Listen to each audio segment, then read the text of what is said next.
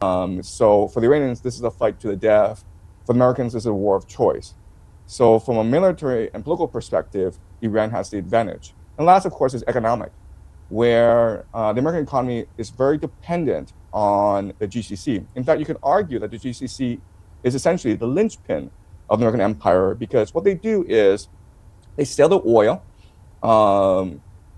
in petrodollars, and then they recycle these petrodollars back into the American stock market. And of course, the Gulf markets do that because America provides military protection if they are to win this war. Now, I understand that a ground invasion would be political suicide in the United States because the war is not very popular. And quite honestly, Donald Trump would need to institute a national draft in order to get the 500,000 combat soldiers that he would need for a ground invasion. And by the way, 500,000 is just the bare minimum. You probably want 2 million troops if you are to fight this war properly. Okay, so half a million is what they are proposing, and they would need a national draft in order to get this number of troops. And you can imagine the political opposition in the United States if that. Hello, everyone. Welcome back to the show. It's your host, Danny Haifong. As you can see, I am joined by Professor Jiang Chin of Predictive History. Professor Jiang, thanks so much for joining me today. Thanks for having me, Danny. Yeah, well, let's get right to it then, Professor Jiang. So I wanted to ask you just right out the gate, in prior shows and in prior programs, you have said that the U.S. empire will lose the war with Iran even before the war began. Well, now we are over 13 days in this, and I want to ask you if you believe we are witnessing your predictions in real time, and what have you made of Trump's words today that Iran is actually on the verge of surrender, despite the fact that you see, and I can pull up some of those images, we see Iranian officials or the Iranian president, the Iranian foreign minister, they're all out on the streets on Quds Day without a security detail. What talk about your predictions of how this war will go and whether we are seeing them bear fruit now? Right. So what's interesting about this war is that the Americans and Iranians have different strategies, and therefore they live in different political realities. So for the Americans and the Israelis, they believe that what they can do is decapitate the regime, the government, and they've done that by killing the Ayatollah Khamenei, and then put tremendous pressure on the military by bombarding the air defenses and military infrastructure, and then exert tremendous pressure on the civilian population by embargoing the economy, and then by embedding themselves and promoting certain dissident groups, whether they be religious, political, or ethnic groups in Iran. They hope to create a color revolution to eventually overthrow the government. Okay, basically what they're trying to do is provoke a civil war in Iran. And so that's the American strategy. And from their perspective, it does seem as though things are going to plan because, again, they have decapitate the Ayatollah Khamenei, the supreme leader, in the first day. And they've hit civilian infrastructure. So they destroy these oil depots in Tehran. So you might have seen this video footage of black clouds and black air in Tehran these past few days. And they are embargoing the Iranian economy. So they do believe it's going to plan. There's talk of them arming insurgents. From the Iranian perspective, their strategy is very different. They understand that the very basis of the American empire is actually the global economy. So if you put enough pressure on the global economy, you would eventually force America to call uncle. So what we're seeing the first few days are sustained attacks on American military installations throughout the GCC. The American Fifth Fleet is based in Bahrain. You are seeing sustained attacks on Israel. And in the first few days, actually, the main purpose of Iran was to degrade the air defense of both the Israelis and Americans, basically to blind them. And from reporting, it seems as though the Iranians have achieved this objective, meaning that most of the interceptor inventory is gone. meaning these Patriot missile defenses are no longer relevant in this fight. Also, what's much more relevant is that it seems that much of the radar system is now depleted, meaning that basically with $10,000 Shihad drones, Iran can cause tremendous damage to the GCC and Israel. We're already seeing that in Dubai, where airports, where banks, where data centers are being attacked. Now, one major advantage that Iran has that the Americans don't have is that the Iranians are able to calibrate their attacks. And what I mean by that is the Americans just go and do shock and awe. They try to blow up as many things as possible. Whereas the Iranians, they actually try to figure out what pressure points are in the GCC. So what they're trying to do is they're trying to split off the GCC from the American empire. They're trying to cause instability within these different kingdoms, whether it be Bahrain or UAE or Saudi Arabia. They're basically trying to provoke a civil uprising against these Gulf monarchies. And they're trying to basically splinter the alliance because by controlling the Strait of Hormuz, they can say to the GCC that if you play ball, we'll let your ships through. And that's very appealing to the GCC because the reality is that they depend on the Strait of Hormuz, not just for oil exports, but they also depend on the Strait of Hormuz for food imports as well. Also, we have to remember that if Iran wanted to destroy the entire GCC, it could do so. So Trump has threatened the civil infrastructure of Iran, basically destroy the desalination plants, the electric grid. And Iran's response was that if you do so, then we will destroy the desalination plants of the GCC and destroy the oil refineries of them as well, basically causing their economies to collapse. Because remember, the GCC uses desalination plants for 60% of its fresh water supply, meaning it doesn't have organic fresh water supply. So Iran has far more advantages than the United States in this war. So for these reasons, I actually think that from a military perspective, Iran has more advantages. From a political perspective, it's night and day in that this war is extremely unpopular in the United States. About 3/4 of Americans did not support a strike against Iran. And now that the war has started, you have more and more Americans confused as to the strategy and purpose of this war. And Trump himself has failed to articulate a clear strategy. And it seems as though the rationale behind this war changes every day. So maybe in the beginning it was about protests, and then it became nuclear weapons. And now it's because Israel was going to attack first, and so Iran was going to retaliate against both the United States and Israel, and therefore the United States had to preempt, Israel's preemptive strike. So from a political perspective, right now in America, it's very much a divided nation. Whereas in Iran, it's complete opposite, where the death of the Ayatollah, and also on the first day, remember, an American Tomahawk missile struck a girls' school in the south of Iran that killed about 170 schoolgirls. These are primary school girls, and most of them are actually the children of Islamic Revolutionary Guard members. And so what that has done is galvanize the nation to resist and to defend their sovereignty. Because if you're Iranian, you've seen what the Americans have done across the border in Iraq. You've seen what they've done in Libya and Syria. This is a war of destruction. The Americans are hoping to break Iran into ethnic enclaves, what we call balkanization, and divide and rule Iran, and basically destroy Persian civilization. And many Iranians will not tolerate this. So for the Iranians, this is a fight to the death. For the Americans, this is a war of choice. So from a military and political perspective, Iran has the advantage. And last, of course, is economic, where the American economy is very dependent on the GCC. In fact, you could argue that the GCC is essentially the linchpin of the American empire, because what they do is they sell the oil, in petrodollars, and then they recycle these petrodollars back into the American stock market. And of course, the Gulf markets do that because America provides military protection.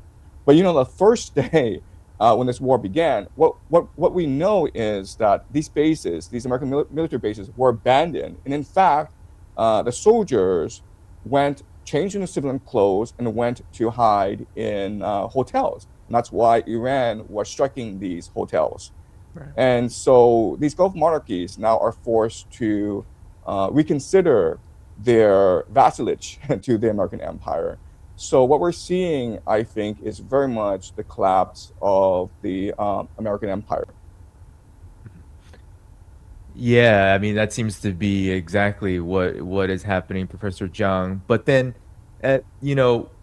what do you believe is behind the Trump administration and the United States empire then going all in and continuing and saying they're going to continue on with this war till further notice? It seems like this is a trap of their own making, but we know that there are there's lots of interests in war. We know the U.S. empire is built on war, and war is supposed to make certain people rich. War is supposed to ensure that an empire expands. That we can go on and on and on. But this seems to be not happening. These kind of things. The opposite is. So what then do you say, given that the American empire, as you're saying, is collapsing from this war? Why then continue on digging the hole of this trap deeper and deeper?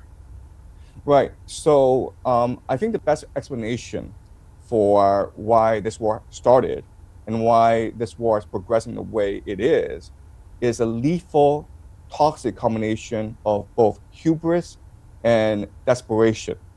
So let me take some time to explain what I mean. Okay. So the very premise of the American empire is something called the Mackinder Heartland thesis.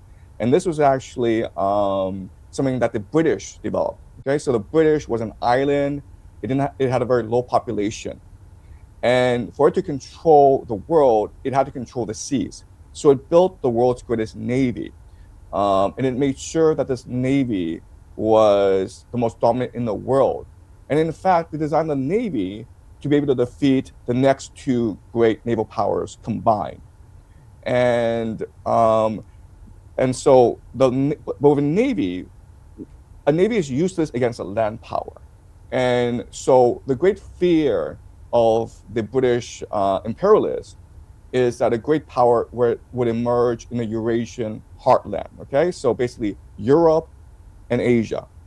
And at this time, there were several candidates that could have emerged, and we're talking about the 18th century, by the way, that could have emerged to unify the Eurasian heartland and create this continental trade system that would negate British naval power.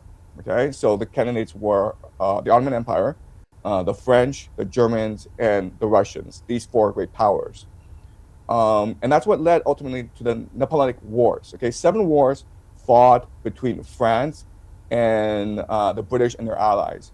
And you can actually see the Napoleonic Wars as ultimately an economic trade war, in that Napoleon wanted to create a continental trade system, and the British refused to let him do so because that would mean the collapse of the British economy. And so the British basically had an infinite printing machine called the Bank of England. They financed Europe to fight against Napoleon 7 times, and they lost 6 times, but ultimately they won. And they had no choice, because the British economy, like the American economy, is essentially a Ponzi scheme. And so they had to keep on financing until they beat Napoleon. After Napoleon was defeated, Britain became the global hegemon, and then it focused its attention on trying to divide and conquer Germany and Russia. So in the 19th century, Britain engaged in something called the Great Game with Russia, where they fought for Central Asia. Because again, Britain cannot afford for Russia to unify the heartland, because if Russia did that, it could build a railroad system so that all trade could just happen within the continent, and then extend to Africa as well as the Middle East. And then, of course, in the 20th century, Britain and Germany fought 2 great wars, and America came in to save Britain in the end. and prevent Germany from unifying the heartland. Okay, so that's the main idea behind the American empire, and it's still true today. And after the Soviet Union fell, America had this unipolar moment where it could extend its empire throughout the world. And this empire came to an end actually in 2022 when Putin invaded Ukraine. And with Russia essentially winning this war in Ukraine, there's a great fear that Russia, Iran, and China would come together as partners in BRICS, and then they could unify the heartland economically and then extend to Europe, Middle East, and Africa, basically BRICS plus. And then they could just dump the US dollar. And right now the United States is sitting on $40 trillion in debt. And if it's a Ponzi scheme, so if other nations stop buying US dollars, then America would be left holding the bag. And then the bomb would explode in their face, the American economy would collapse, and you would see a revolution on the streets in America. So in other words, America didn't really have a choice but to prevent Iran, Russia, and China from forming a heartland alliance. Now, the problem with an empire is that once you become desperate, you make silly decisions. And the reason why is hubris, okay? The belief that you are invincible. And America developed hubris primarily because for the past 20 years, America could do whatever it wanted in the Middle East. So in 2003, it took America exactly 2 weeks to steamroll over Iraq. And they did it so with very little casualties. And they did so with massive political support in the United States. And so America just believed it was invincible. And this sense of inevitability and invincibility cemented itself throughout the Middle East because America, even though it caused a lot of havoc and destruction, it was still triumphant in Libya, in Syria, throughout the Middle East, basically. And so from their perspective, what's the difference between, Iraq and Iran, right? Same name, just one other difference. And so that's the idea of hubris. And this hubris basically blinded Donald Trump with arrogance in Venezuela. Because remember, back in January 3rd, Delta Force swept into Caracas and basically kidnapped Maduro and there was no American casualty. It was a miracle of the American military. It was almost like as though God willed it. And so that made Trump extremely arrogant, and that probably convinced him that he could do anything he wanted because he had the most powerful military in the world. And so so he basically ordered the invasion, the attack on Iran, believing that the decapitation strike in the first day would cause the regime to collapse because it was so hated by the people. Remember, in January, there were also these protests in Iran. So it was a severe miscalculation, and it was caused by, again, a lethal combination of both hubris and desperation. Hubris in that the empire thought it was invincible, desperation in that it had no choice in the matter but to start this war in order to maintain its hegemony throughout the world. Then, Professor Zhang, we've heard some rumblings in Wall Street Journal about a possible land invasion, U.S. troops being sent to try to seize the coastline in the midst of especially the Strait of Hormuz crisis. At the same time, though, you have the U.S. Navy saying they can't escort tankers. You have reports that have not been confirmed, the USS Lincoln needing to retreat because they got hit, the USS Gerald Ford having mysterious fires, and then, of course, the tankers that were downed over Iraq just in the last 24 hours. But do you see U.S. troops coming to Iran to invade? And if so, game theory that for us, will you? So what people forget is in 2003, when America did shock and awe, there was tremendous military pushback against this doctrine of shock and awe.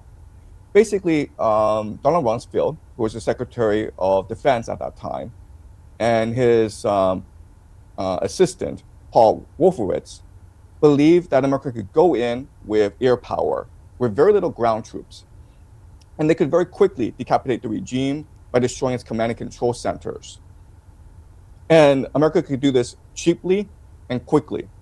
And the entire Joint Chiefs of Staff, the generals who knew what they were doing, were against this plan. They thought it was insane. They thought it went against centuries of military doctrine. From their perspective, you have to fight the war conservatively and to win. You just can't gamble with war. So I believe at that time, they went in with 100,000 troops. And the Joint Chiefs of Staff actually initially asked for 500,000 troops because that was what they believed they needed to win this war. And it became a political dogfight, and ultimately Rumsfeld and Wolfowitz won. And their gamble paid off massive dividends. And ever since then, America has adopted its shock and awe policy. Now, the problem with shock and awe is that people forget, but at that time, in 2003, Iraq didn't have any air defense. Okay, it didn't have any way to defend against American invasion. And that was partly because by that time, Iraq had suffered over 10 years of American sanctions. So the economy was depleted, the people were in low morale, and the soldiers were not really paid. Okay, so they didn't have that much air defense. And then when Saddam Hussein was basically advised to get air defense, his response was, listen, if the Americans came after me, then they would eliminate the main adversary to Iran in the Middle East. So why would they do that? That would be just be insane. And honestly, if they came, I couldn't really defend myself either, okay? So that was his thinking. It was extremely logical and rational, but unfortunately, the Americans were not logical and rational because they're an empire. So people forget that 2003 was an anomaly. It was not a real war. But this war in Iran is a real war. And in a real war, you need to use ground troops. Why? Because air defense is meant to defend against the air. So the way you counter air defense is actually with ground troops, okay? And in a real war, actually the ground troops are the bread and butter. The infantry are the bread and butter of your military. So the Americans have been living in a fantasy world for the past 20 years. And now they need to adapt to the real world if they are to win this war. Now, I understand that a ground invasion would be political suicide in the United States because the war is not very popular. And quite honestly, Donald Trump would need to institute a national draft in order to get the 500,000 combat soldiers that he would need for a ground invasion. And by the way, 500,000 is just the bare minimum. You probably want 2 million troops if you are to fight this war properly. Okay, so half a million is what they are proposing, and they would need a national draft in order to get this number of troops. And you can imagine the political opposition in the United States if that were to happen. Plus, what most military analysts would tell you is that America is not equipped to fight Iran because Iran is a mountain fortress. And America doesn't have the logistics chains, the manufacturing capacity, and an inventory to launch a multi-year ground invasion of Iran from multiple vectors. Okay, so we're talking you would need to control the Strait of Hormuz, and then you would need to come in from the east, the west, and the north. So it's a very complicated thing, and this would take about 2 years to actually plan properly. But in these 2 years, Iran would get enough assistance from the Russians, the Chinese, and others in order to properly prepare for this ground invasion, and therefore you need to do it as soon as possible before Iran can fully recover from this from this war. Okay, so a ground invasion wouldn't work, but they have to do it if they are actually to win this war. Now, I understand. Okay, there are people who say, why not just declare a victory and go home and then end this war? It's not as simple as that. Okay. When a war starts, war develops its own momentum. So let me play out for you using game theory. What would happen if Donald Trump were to say, you know what, we got the Ayatollah, we've destroyed their nuclear weapons program, we've destroyed their ballistics program, we've made the world safe for Israel. Let's just go home, guys. Goodbye. See you later. Okay. Here's what would happen. Okay. First thing that would happen is Iran would say to the GCC nations, "Hey, man, the Americans came and destroyed our nation.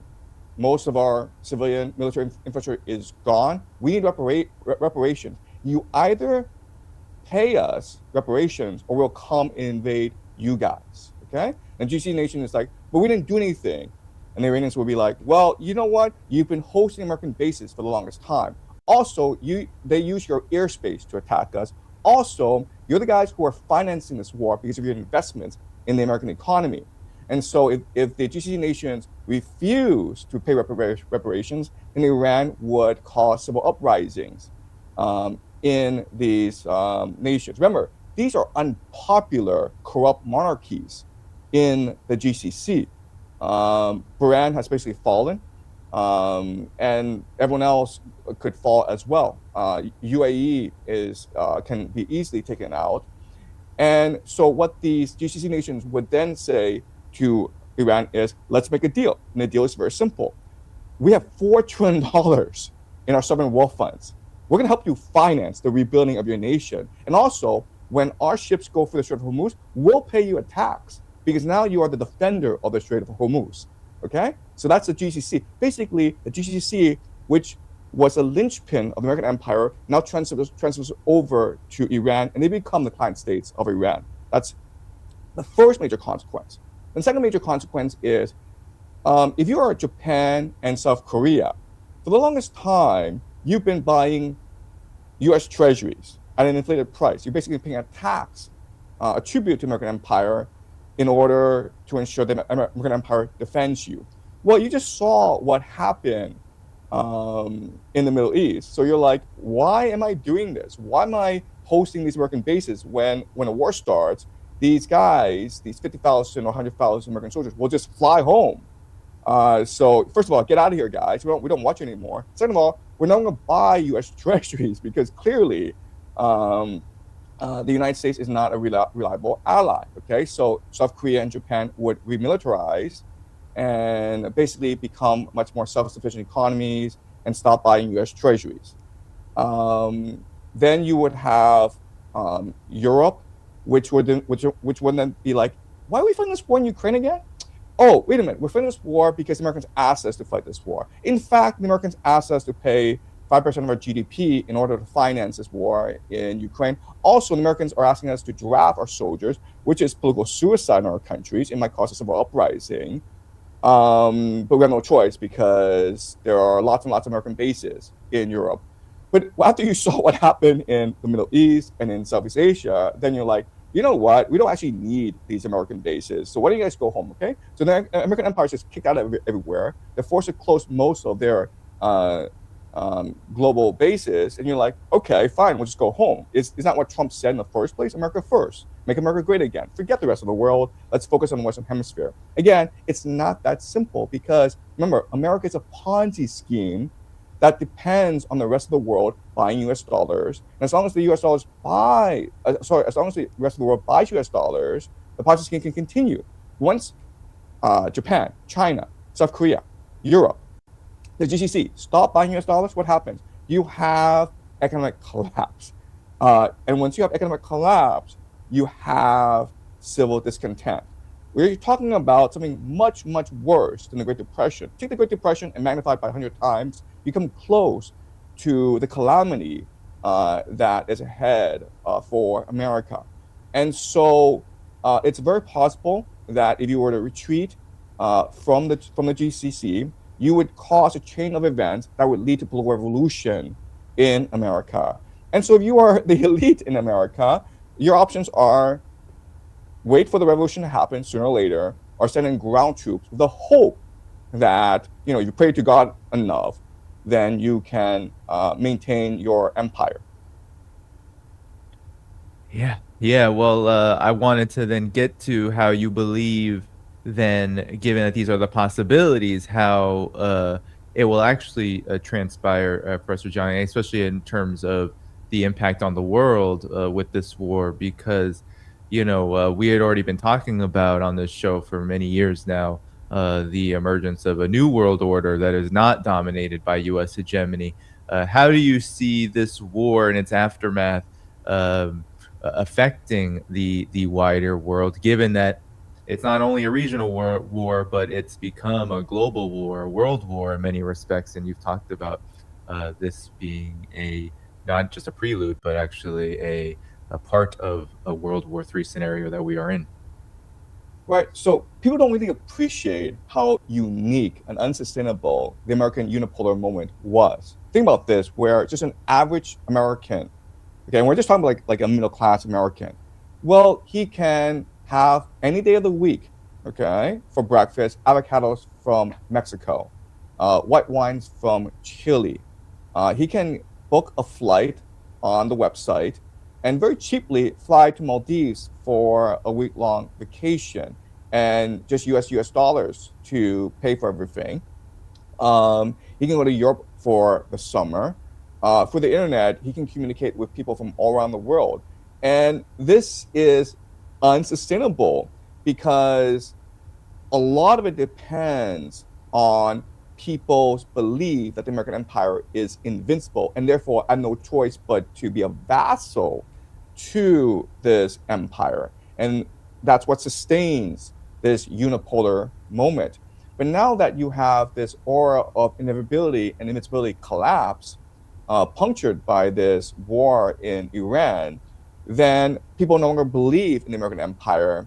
And so what you'll see are three major trends happen in the next 5 to 10 years. And quite honestly, the nations that are most willing to embrace these three trends will emerge from the collapse of empire the most vibrant, okay? And these three major trends are, number one, deindustrialization and deurbanization, okay? So what I mean by that is that it is silly that we have so many mega cities around the world.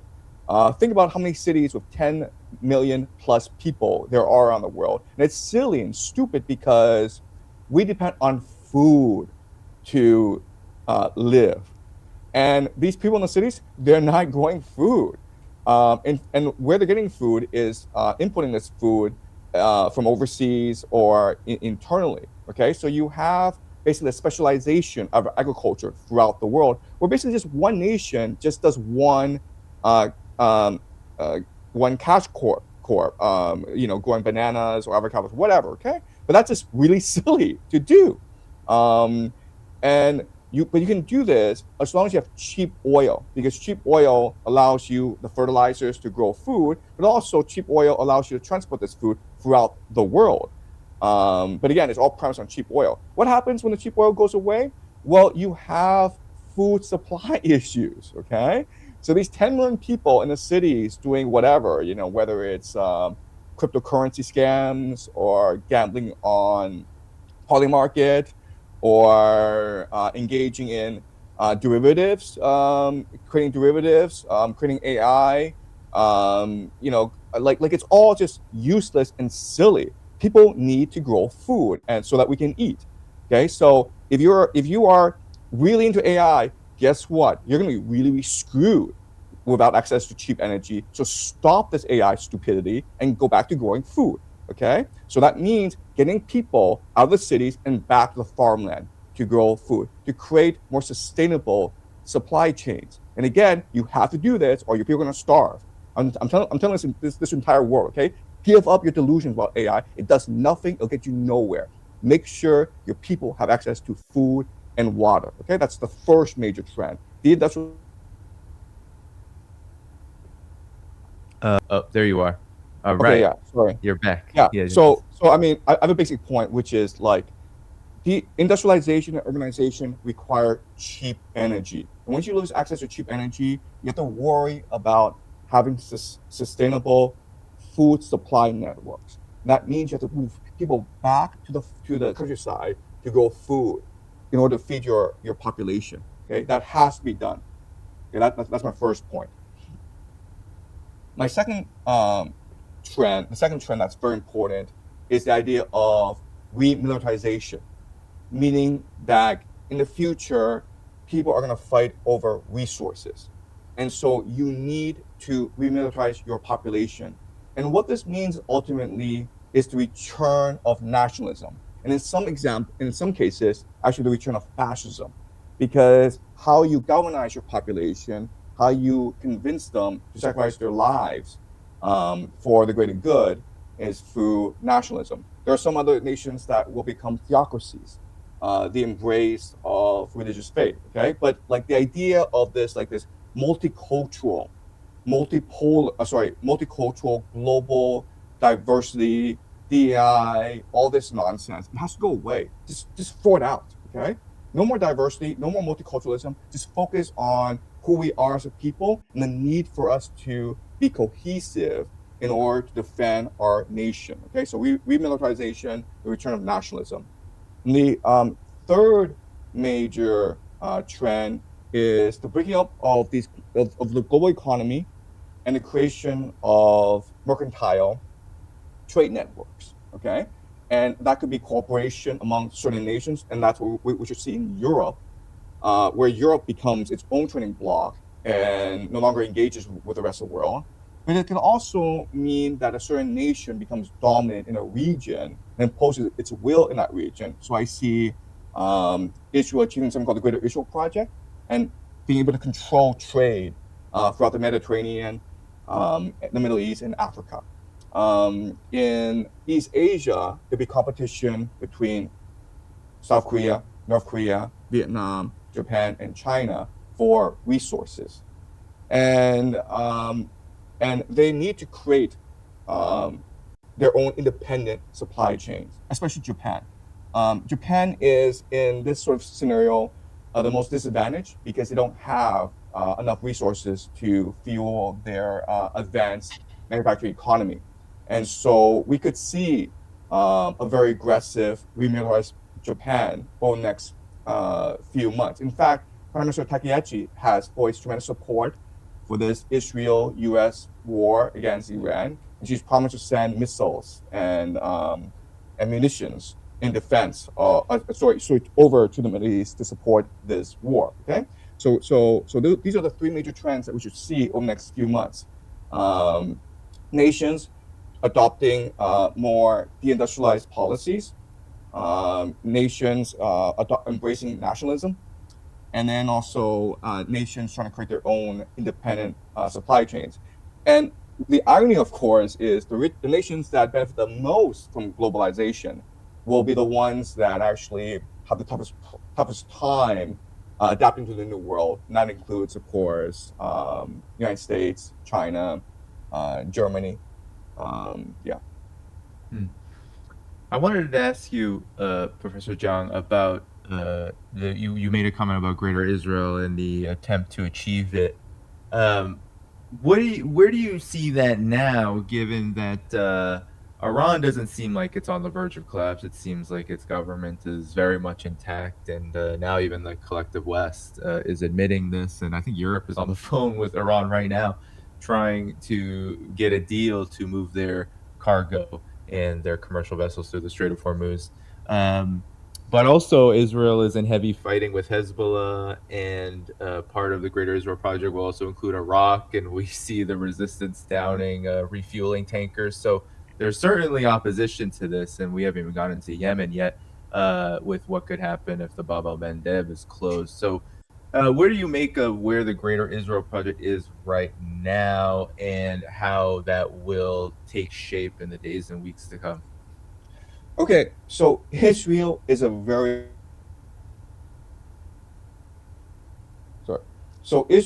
difficult nation to understand because of their theology, because of their understanding of their place in the world. They call themselves God's chosen people. Okay, so from an Israeli perspective, okay, if you are a religious extremist, this war is going according to God's plan. Because how do you achieve the Greater Israel Project? Well, you achieve the Greater Israel Project by removing America from the Middle East. And you achieve the Greater Israel Project by basically destroying the GCC. And ultimately, to achieve the Greater Israel Project, you'll eventually have to go after Turkey and Egypt as well. Because around the Greater Israel, if you see a map, it actually extends from the Nile to the Euphrates. Iran is actually not part of Greater Israel. Okay, so in other words, these religious extremists want this war in the Middle East in order to move forward, to accelerate the Greater Israel Project, which they believe is what God promised them through their ancestor Abraham. Okay, so in other words, from an Israeli perspective, your real objectives in this war is not to defeat Iran. Okay, you want to weaken Iran, but it's not really feasible for you as a small nation to defeat Iran. Okay, so what are your real military objectives that you can actually say? Well, first of all, it's to destroy the American empire and force Americans out of the Middle East. It's to destroy Saudi Arabia, because actually part of Saudi Arabia is a part of the Greater Israel Project, and to drag Turkey into this war, because the south of Anatolia, Turkey, is actually part of the Greater Israel Project as well. So that's what you want to do. And if this war drags on, and the American sends in ground troops, then you actually accelerating God's plan. Also, what people don't recognize is that this destruction in Israel, these religious extremists think that it is the will of God. Okay, so where are the Iranians striking? Tel Aviv. Where are they not striking, really? Jerusalem. There's a huge difference between Tel Aviv and Jerusalem. People don't really appreciate. Oh, sorry. That was a mistake. People don't really appreciate the global dynamic in Tel Aviv. Jerusalem and people don't really appreciate the global dynamic in Israel. Tel Aviv and Jerusalem are two opposing centers of gravity in Israel. Tel Aviv is the Western-looking, the open, the cosmopolitan, the secular, democratic version or face of Israel. Jerusalem is the inward-looking, the religious, theocratic, a conservative face of Israel. And guess what? They hate each other. And if Tel Aviv were to be destroyed, okay, meaning like the open, cosmopolitan, democratic sector, Israel would be destroyed in this war, good, because that is God's will. God doesn't want these, open Western Jews in Israel. He wants them to repent. He wants them to engage in redemption. And in the Jewish theology, redemption is only possible through pain, suffering. Okay, you need to commit sin in order to force God to punish you, and then you engage in a long process of self-reflection, self-revitalization in order to fully embrace God. Okay, so in other words, these religious extremists are hoping to use this war to inflict so much damage and pain on secular Israel that they see the error of their ways and they embrace God fully. And if you don't do so, well, then go away, go back to Europe, go back to America. Who cares? Okay, but Israel, they want Israel to become a theocracy because of this war. So I know it's hard to understand because most of us are not religious, and when we hear this, we think it's all insane. But unfortunately, right now, the religious fanatics have control over the national security apparatus, the military of Israel, and they want to use this war in order to bring the Jewish people closer to God. And they believe that by doing so, this will accelerate the coming of the Messiah and usher in the Messianic age. So from their perspective, it's all going according to plan, and they have some surprises in store for the world. For example, the Al-Aqsa Mosque, which I think may be destroyed in this war. Well, also, Professor Zhang, the U.S. military has been infected by this kind of religious extremism. You've probably seen the reports of 200 plus complaints from the Military Religious Freedom Foundation by U.S. troops saying that they were told that this war was all part of God's divine plan, and they were told there were multiple references to the Book of Revelation referring to Armageddon and the imminent return of Jesus Christ because of this war. So, I think a lot of people are interested, Professor John, in hearing your take on how this religious extremism we see, and this is when we talk Israel and of course the collective West, it's getting worse and worse, contrary to how people view Iran actually. And I'm wondering how you see that affecting not just this war, but also the world as these changes, the end of unipolar dominance by the United States really becomes much more apparent from this war, and of course, in the coming days and weeks. Right. So I've always argued that this war is eschatological, okay? Meaning you can't really explain this war from a purely geopolitical lens. Yes, I do know that I spent the early part of this discussion talking about why empire needs to engage in war. But, there are alternatives to what they're doing, okay? So the first alternative is just become friends with Iran, remove the sanctions, return to the nuclear deal, the Obama-era nuclear deal, and engage in trade with Iran. And look, the Iranians are pragmatic people. They would welcome American investment. They would welcome the opportunity to sell their oil to America. Okay, that's your first option. But if you don't want to do that option, then you can also choose a strategy of economic strangulation, meaning that you basically embargo Iran. Iran sells most of its oil to China, and that's a shadow fleet. Well, you can embargo Iran because if you look at the map, there are American military bases everywhere, right? So you have options. The worst thing you can do is actually go and attack Iran, because then you find yourself in this sort of situation where now you're losing the war and you're forced to send in ground troops if you are to win this war. And we've already discussed why that would be suicidal, both militarily, economically, and politically. So then the question then is, why did they pick the worst option? And it's eschatological, where there are people in the United States, and these are secret societies, and these are different secret societies who believe this. They believe that a war in the Middle East, once it's started, it will create a chain of events that will lead eventually to the end of the world, the end times. And for different secret societies, this could mean different things, okay? So for the Freemasons, it would mean the creation of Pax Judaica, a one world government, and the coming of an AI surveillance state, where Jerusalem is the center of the world, okay? Then you have these Messianic Jews called the Shabbat Lubavitch movement, and there are others as well, okay? But the most famous, who believe that this war will initiate something called the War of Gog and Magog, which is really the final battle of humanity, where the world basically attacks Israel, and this will force the coming of their Messiah, the intervention of God, basically, and the coming of the Messianic age, where God will live with his people, the Jews.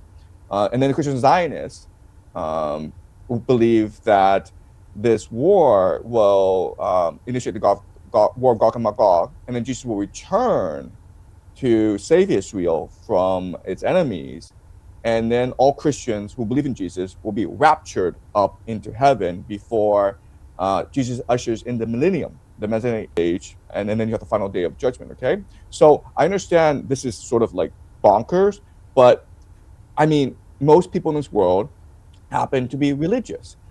Christian Zionism is about a quarter of the population of America. You have this movement called Christians United for Israel, 7 million members, and their only goal, 7 million members, their only goal is to ensure that American politicians help bring about the end of days. And these are the people who actually are funding these West Bank settlements, which are clearly against international law, right? So you have all these Israeli settlers in the West Bank who don't actually work, and they have like large families. It's all being funded by Christians United for Israel and other Christian Zionists. So this plan has been in motion for decades. I would argue even for centuries, okay? So they want to usher in the end of days. And so there are certain things that will happen that will surprise people, and it makes absolutely no sense. But it's all according to their theology, their eschatology, okay? So what will happen eventually is the Al-Aqsa Mosque will be destroyed. And in fact, there's been discussions on social media how this will happen. Basically, the idea is, okay, for the past few years, they've been conducting archaeological digs under the Al-Aqsa Mosque, which is the third holiest site in Islam, by the way. And so the foundations of the Al-Aqsa Mosque are very unstable. And so basically, if an Iranian missile goes astray, and we won't actually know if it's an Iranian missile, but of course we blame on the Iranians, then there'll be a controlled demolition of the Al-Aqsa Mosque. Okay, so again, look, it's all speculation, it's all rumors, but if it were to happen, then you will know that it's all for eschatological purposes. And of course, and also, like, this is hard for people to understand, but anti-Semitism, the rise of anti-Semitism in the Western world is also part of this eschatology, because in both the Jewish and Christian eschatological understanding of things, the Jews must return to Jerusalem to seek redemption, to seek to seek the love of God, to unify with God. And that basically means bringing the Jewish diaspora back to Jerusalem. Now, as you know, many Jews in the Western world live very nice lives. They're very successful. Oh, you froze, Professor John. You said they're very successful. If you come back. Yeah, so, yeah, there you go. So they're successful, and then they won't come back voluntarily. Well, then you make them. And again, I know this sounds crazy, but please remember, this war in Iran is crazy. It makes absolutely no sense why the Americans are fighting the war the way they are. And it like, honestly, it doesn't seem as though Trump and his people really care. And, you know, their response to this growing unpopularity of this war in America is maybe to institute a national draft. You know, there's talk of deploying the National Guard to quell unrest throughout America. You know, like, Trump's cabinet has basically moved on to American military bases, and the people that would be most responsible for a national draft and the sending of the National Guard, people like Pete Hegseth and Stephen Miller and Chrissy Noem, they've all moved to American military bases. And why would they do that? Okay, so it seems as though something is being prepared for America. Well, Professor Jiang, you know, what you're describing here, I'm wondering how it clashes with capital then, because we know that finance capital, we know that the military industrial complex, they have I wouldn't call them rational, given everything that we talked about so far with how this war has transpired. But there are, I think, understandable disagreements and, you know, irreconcilable contradictions that they have with the Iranian government, whether it's wanting to maintain hegemony and ensure, as you said earlier, that Russia, China, Iran cannot unite at a political, economic, and military level.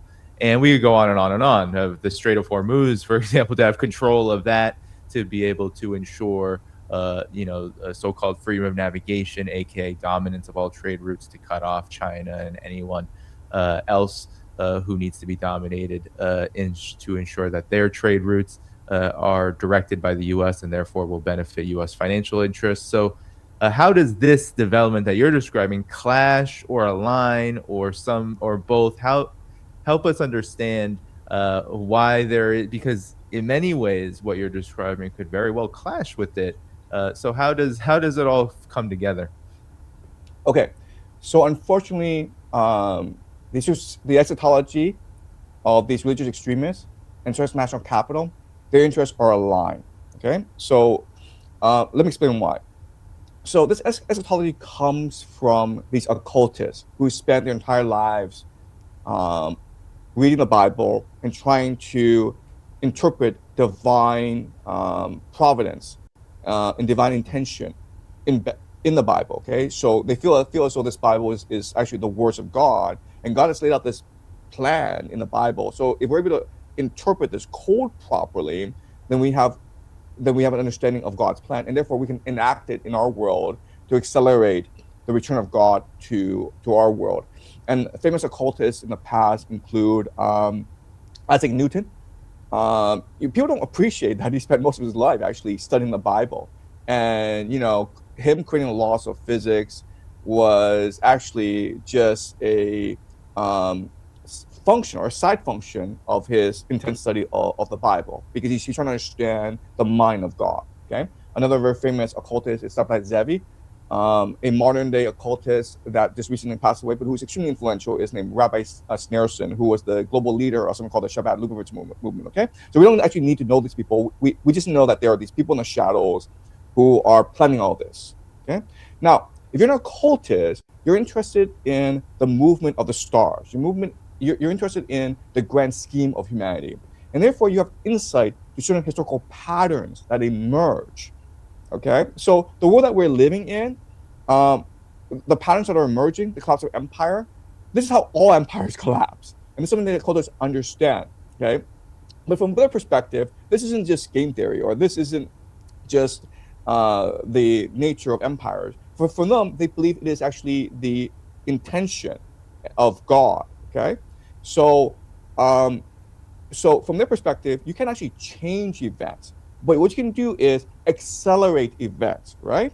So if an empire is collapsed, and these empires usually about 200 years to collapse, that would create tremendous human suffering, right? Look at the collapse of the Roman Empire and how many wars, how much bloodshed was conducted because of the collapse of the empire. And the collapse of the empire led to the Dark Ages, right? About 1,000 years when Western civilization had to reconstitute itself. Well, why can't you accelerate the collapse of empire in order to build a better world? Wouldn't that be a much better way of doing things? Yes, you cause a lot of pain and death in the beginning, in the short term, but it's long-term gain, right? Short-term pain for long-term gain. That's like literally how they think. Okay, so that's how these eschatologists or occultists think. Now look at transnational capital. Okay, and Jeffrey Epstein, if you read his emails, he was actually very interested in geopolitical events because he understood that from geopolitical chaos, you can make a lot of money, right? So the famous saying is, when there's blood on the streets, buy. Okay, so Jeffrey Epstein was going around getting confidential information from people like Peter Mandelson, who was the, is it Mandelson? And anyway, he was getting confidential information from a lot of powerful people around the world in order to better gauge how geopolitical events would map out. Okay, so transnational capital is interested in war, interested in destruction, interested in chaos, because that's the best time to buy. Okay, so let's imagine that there's this war raging in the Middle East. Let's just say that there's this civil war raging in America, and there's a lot of destruction. That's great for you as transnational capital, because now you can sweep in and buy resources for really cheap, right?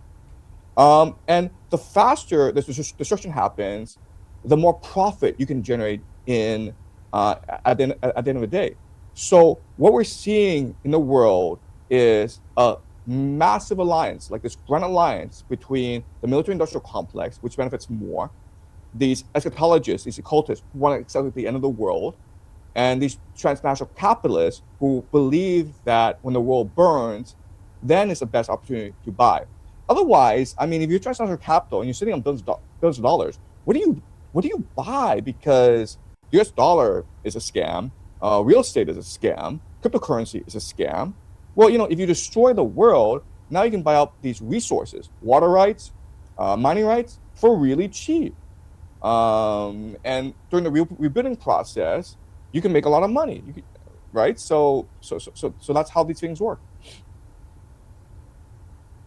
Yeah, well, Professor Zhang, I wanted to then ask you, we're getting reports that, the United States, the empire, it's going through great lengths to try to mitigate the massive consequences of this war. They've lifted sanctions temporarily on Russia. They've tried to flood the market with reserves from 32 countries, part of the IAEA. None of it is reducing prices. Actually, in the last several days, it's nearly risen back to $100 a barrel, and the trend actually is just up and up and up. Reports are that this energy crisis, is worse than the 1970s crisis already by a factor of 2, and it's just started. What happens, Professor Zhang, when Iran saying that our oil will be going to $200 a barrel. What happens then when it does? Because everything that we talked about up until this point, including what you just said, will play a factor in this, I assume. So what happens then? Because that's a major economic crisis that I don't think we've really faced before, or at least to this magnitude. Yeah, so look, the reality is that the old world, the world of globalization, it's dying, and this war is gonna kill it. There's actually no going back to the old world, and we're heading towards a new world of chaos, instability, resource scarcity, which is really how humans have lived most of their lives. So if you just go back to 1930s, and look at what happened in the 1930s, well, probably the same thing will happen in our world over the next few years. So in the short term, what governments are going to do is they're going to try to compensate for the lack of access to cheap energy. And basically, so in Southeast Asia, we're seeing work from home. We're seeing the implementation of 4-day work weeks. Eventually, they'll move to lockdowns, very similar to COVID as well. Because the reality is that without cheap energy, it's impossible for the modern nation state to sustain the populations that they have, right? You can't feed tens of millions of people based on food imports and cheap energy. So these nations are going to struggle, and you will see lockdowns, you will see food rationing throughout the world. They have absolutely no choice in the matter. These airlines are going to have to close down. People cannot fly around the world whenever they want anymore. It's too expensive, and it's too pointless to do so. So prices will skyrocket, especially for plane fares, especially for meat, and so that's the short term. In the midterm, you will see conflicts throughout the world. So this could include civil unrest. This could include political revolutions. Because remember, these governments around the world, most of them are not democratic, and most of them are extremely unpopular. And most of them are actually sustained by the power of American empire, especially in the Islamic world, especially in South America. And so once American empire fades, and American empire is not able to provide a material lifestyle, then the population is going to revolt, and you will see the rise primarily of like right-wing nationalist movements. And we're already seeing that in Europe. And that's just going to be a natural trend. In the long term, you will see massive remilitarization and a massive restructuring of society. Okay, so one thing that these nations need to resolve is the aging crisis, especially in Europe, especially in Southeast Asia, South Korea, Japan. Whichever nation is able to resolve the aging crisis as soon as possible will come out of the coming chaos the most vibrant nation. And I think that there's one nation in the world that I think actually has a solution to the aging crisis, and that's Japan. Why? Because the aging crisis in Japan is the most salient. It could destroy the economy. And so what I think will happen is that Japan will institute a national euthanasia program. So if you're over 80, you will volunteer to, yeah. But I'm sorry, this is hard, okay? But I mean, like, the world that we're going into, we have to really plan ahead and imagine the darkest possibilities. So yeah, it's not a pretty picture. Yeah, what's so interesting, I was just looking at the rankings. Two of the biggest countries, I guess we could count Guyana as food self-sufficient. It's on the rankings internationally, but China and Vietnam are 2 and 3. And the rest of the countries you can see very low. US, Western countries, very, very, very low. So in the hardest of times, it'll be very difficult for the collective West to be able to sustain itself. And I think that's why we see too, Professor Zhang, is in the collective West, the U.S., this kind of extremism that you say complements so well the warmongering, the desperate attempts to basically blow up the world are so salient, because I do think that there is this real urge from those who control Washington. Some people call them the Epstein class, to ensure that that they are covered, that their behinds are covered, as things continue to spiral for the system that they control. So, Professor Zhang, any final comments? Anything you want to say about the about the Iran situation, the global situation as it relates to it, that we might not have said so far? Right. So the Western nations, Europe, North America, are the ones who will suffer the most in this age of tribulation. And a lot of the reason why is that for the past 50 years, these nations have the best lives. Like if you're a baby boomer, you have the best possible life. You probably lived better than the Roman emperor. So it was just a very unsustainable lifestyle. And these baby boomers, they're clinging on to empire because it's empire that gave them all these worldly benefits. And they're leaving a terrible legacy for their children and their grandchildren. And quite honestly, they don't seem to care. People don't really appreciate the impact of baby boomers on imperial policy. Basically, baby boomers are like, you know what? I have another 5, 10, 20 years left. I want to make sure that I'm enjoying the world.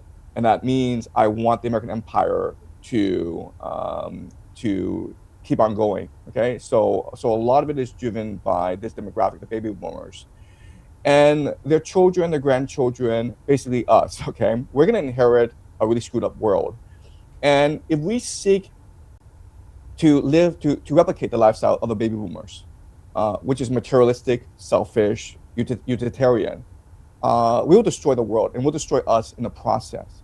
So right now, the world needs to have a spiritual awakening and abandon the consumerism, the materialism, the individualism of the baby boomer generation of the American empire, which has led us to this moment.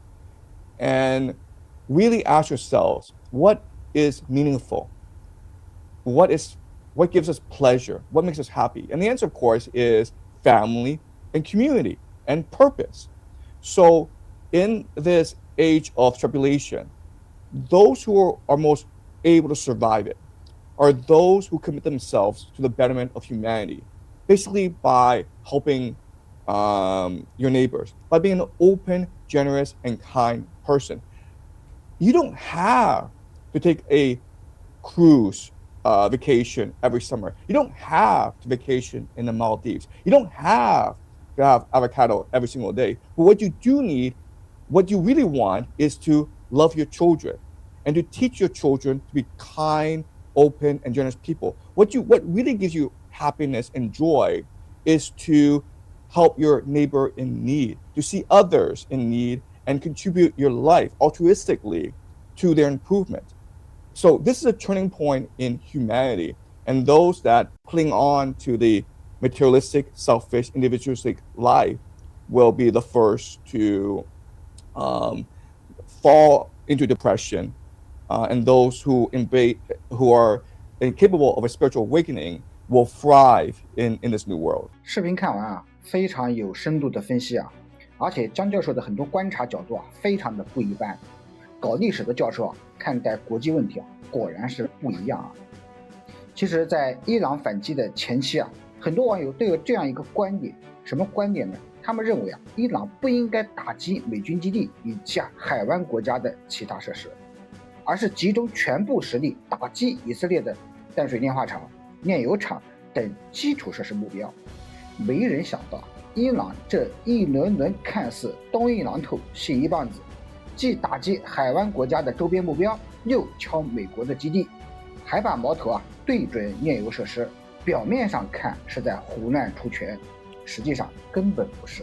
其实伊朗打的一点都不乱，甚至可以说这次打得比很多人想象中都更要准。因为德黑兰真正瞄准的从来不是某一个基地或者某一个油库，它瞄准的是美国真正赖以维系全球霸权的那根命脉，就是美元。伊朗很清楚自己在常规军力、远程的打击体系、全球投送能力上根本不可能和美国和以色列硬碰硬。真要按美国设定的节奏和剧本来打，那肯定是死路一条所以伊朗从一开始就没想和美国拼火力猛，也没想和以色列比谁更能炸。他要干的是换一个战场，跨界打击，把战争从军事对撞硬生生的拖进金融震荡、能源恐慌和信用动摇这几个美国最害怕的领域。这也是烽火觉得伊朗真正高明的地方。为什么要打海湾国家周边的美军基地和炼油设施呢？因为这些地方背后连着的是整个美元霸权最关键的一套循环系统。过去几十年美国之所以能够靠印钞收割全球，其最重要的支点之一就是石油美元。中东产油国卖油，全球买家用石油结算，石油贸易把美元的需求又源源不断的输回美国，美国再用这个体系来支撑它的债务、金融、军事扩张。也就是说美元之所以还能高高在上，不只是因为美军的军力强，更因为全球能源命脉长期被美元绑在一起了。而海湾国家恰恰就是这套体系最关键的承重点。伊朗当然知道自己不可能一拳打塌美元体系，但他完全有能力朝着这套体系最敏感、最脆弱的部位狠狠地干几下。只要海湾不稳，油价就会波动；只要炼油设施和运输安全受到威胁，全球市场就会紧张；只要霍尔木兹海峡的风险上升，资本就会重新评估中东资产和美元的安全性。这个时候伊朗打的就已经不是某个军事目标了，而是在撬整个美元信用的地基特朗普天天在社交媒体上说什么战争基本结束，什么伊朗已经被削弱，导弹能力已经被摧毁。实际上特朗普越说什么，恰恰就表明美国最害怕的就是什么。因为美国最清楚，一旦战事继续外溢，最先被炸穿的未必是伊朗的阵地，反而可能是美国亲手搭建的那套中东秩序海湾国家为什么反应非常的微妙？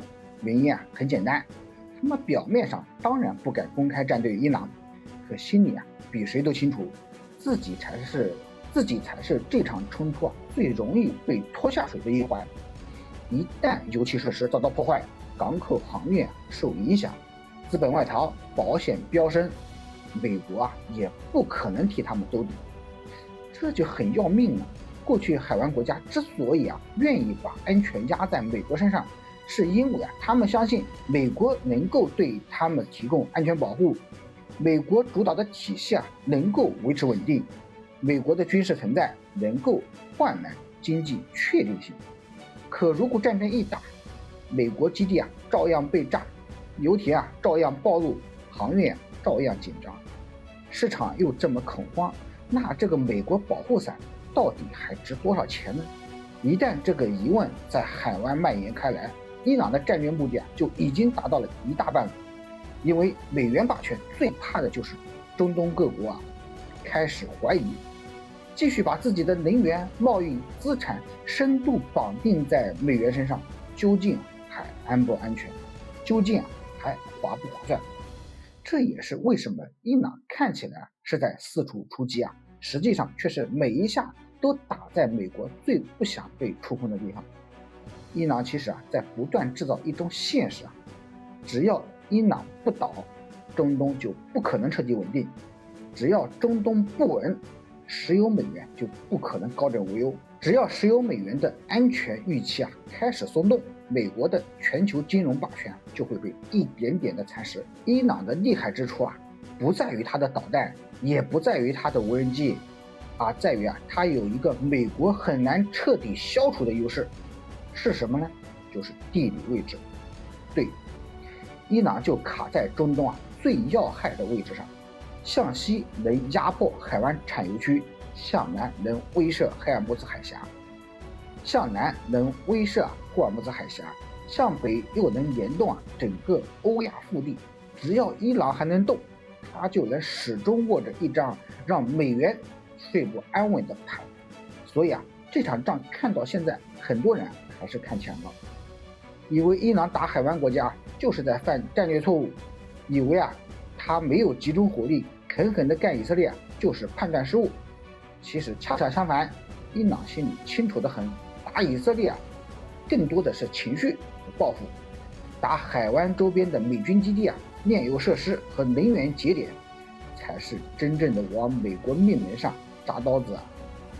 因为以色列只是美国中东体系前沿的一把刀，而美元才是美国的命门只有打击这个命门才能止战。战争进行到今天这场博弈早就不是导弹和防空系统的较量了，更是金融、能源、地缘和霸权根基的较量。美国表面上仍旧很强，但越是强势，越说明他不敢让局势失控。伊朗表面上到处出手，实际上却是在用最低的成本狠狠地干最贵的目标。他看似打的是基地和炼油设施，实际上是要诛杀美元而这才是这场战争真正让华盛顿和特朗普睡不着觉的。好了，本期视频就分享到这里，没点订阅的朋友点个订阅吧，我们下期再见。